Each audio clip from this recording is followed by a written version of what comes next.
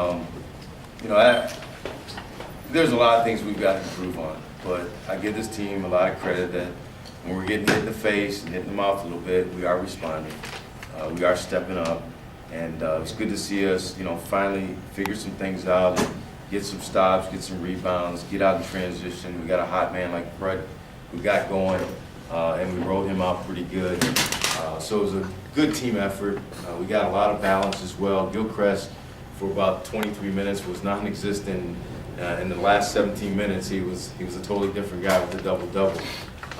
But Marist, give those kids a lot of credit. They're a tough team to play against. They can drive you, they can shoot the three, and they're a mismatch problem. And we're going to see a lot more of that as we continue to play, and hopefully we continue to learn from these experiences and improve on the things that we have to improve on.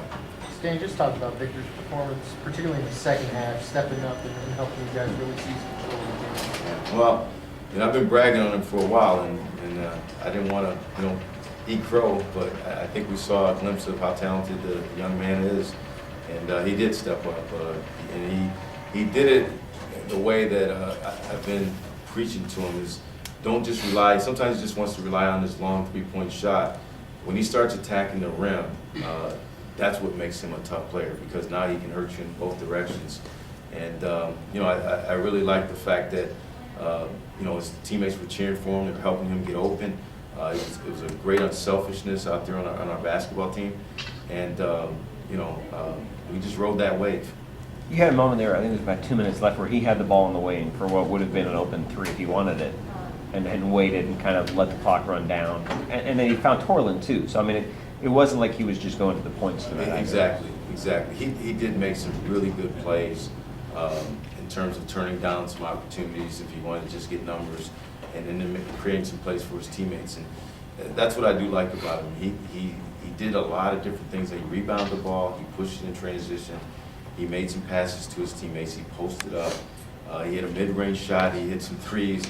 He's got a nice package there, and when he really wants to defend, he can do that as well. Stan, it seemed like Nash got more involved in the offense tonight. He was a bigger part of things as well. Yeah, I thought he and Hugh gave us a nice spark off the bench tonight, and we needed it. Hugh, I thought, was the initial guy that got things going with an alley-oop dunk and some defensive plays and some rebounds. And it was good to see Blake come in and knock down some shots, be aggressive with the ball. And I've just been on him about just being able to stay in front of this guy. The more he can do that, he had the 4 fouls, or he would have played a lot more. The more he can just do that, stay with this guy, I think, as you can see, he's a huge help at the point guard spot. You promised that this team's a good free throw shooting team, and then after Saturday night to bounce back like you guys did, just talk about the impact of the line. Yeah, well, I think every coach goes through is you preach how important free throws are, and you shoot them in practice, and when the coach is looking, they shoot them serious, and coach isn't looking, all of a sudden guys are talking, and I'm being facetious a little bit, but I know after our last game, well, there was a seriousness and a focus during every free throw session that we had. During practice, we only had a one-day turnaround, so it's not like we were there in multiple sessions.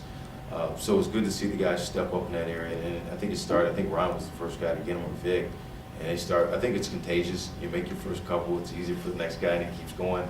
And we had a good free throw shooting night. Stan, I know playing off campus is kind of a necessary evil this year with the Sun. I just want to see about the crowd and whether it surprised you at all. Well, I told our associate athletic director, he did a phenomenal job of kind of putting together a venue of places we can play at that, as much as in some ways, you want to play on campus, it is a little bit of an inconvenience, but this is not a bad inconvenience to play here.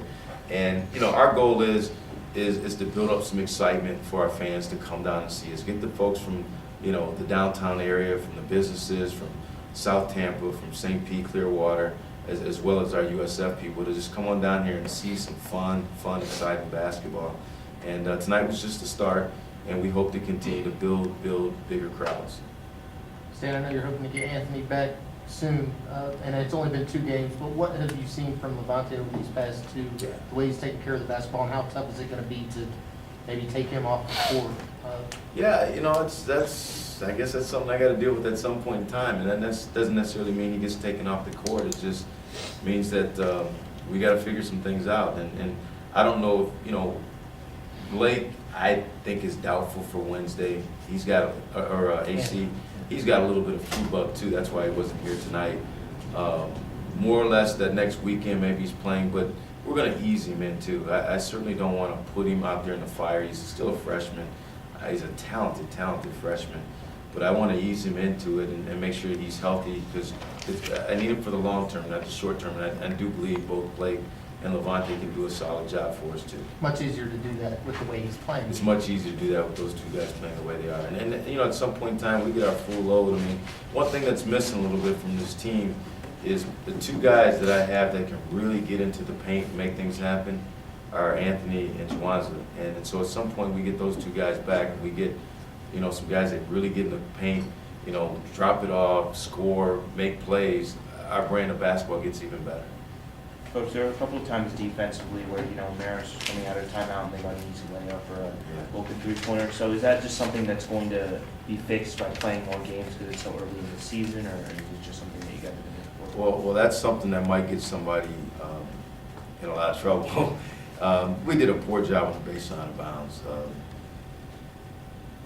Really about 3 plays out of about 10. But they were noticeable because they were layups, stone cold layups. And then there are times where, we're trying to really put the game away. And it was just some subtle breakdowns. Anytime someone screens for a player, you have to help and possibly even switch until that guy gets back. And we just got brain freeze, and we didn't help, we didn't switch, and we just gave up a layup. Unacceptable, it'll get fixed. Last one? Good? Thanks, Coach.